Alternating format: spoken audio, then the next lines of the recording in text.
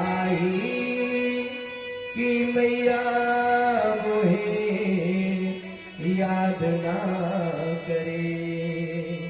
भगवान श्री कृष्ण रथ पर बैठ जाते हैं और अक्रूर जी ने जैसे ही रथ को चलाया सारे लोग निराश हो गए और रथ के चलने से धूल उड़ने लगी और उसी धूल के बीच में रथ गायब हो जाता है।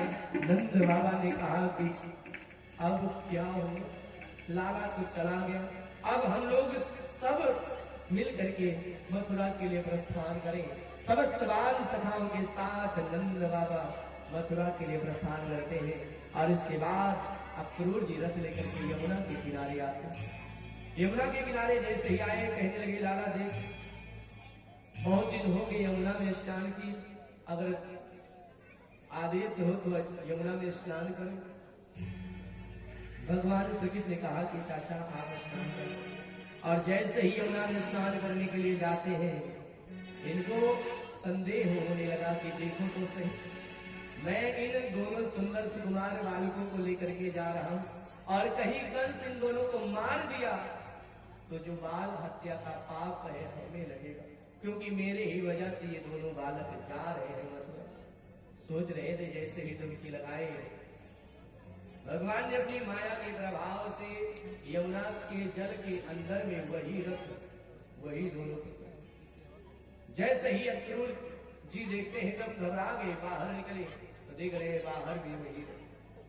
दोबारा डुबकी लगाए वही रथ, दोनों पुत्र को देख करके एकदम आनंदित हो गए। ये कोई साधारण नहीं, ये पूर्ण ब्रह्म परमात्मा। आकर के बार बार स्तुति करते हैं नमो वासुदेवाय नमः संकर्षणाय च प्रागुज्ञानुरुद्धाय सात्वतां पतये नमः। हे प्रभु हम आपके शरण में।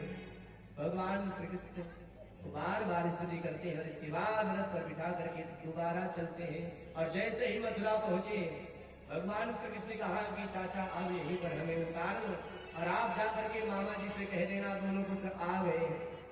रथ लेकर के अक्रूर जी जाते हैं और वही कुछ ही समय के बाद नंद बाबा भी बाल सखाओं के साथ आ गए। कहने लगे लाला तो यही अभी है? हाँ बाबा मैं आपका इंतजार कर रहा था। भगवान कृष्ण से बाबा ने कहा कि लाला आप जल्दी जल्दी आगे आगे चलो। भगवान श्री कृष्ण कहते हैं कि बाबा मैं इस नगर का भ्रमण नहीं किया हूँ, पहली बार किसी शहर में आया हूँ।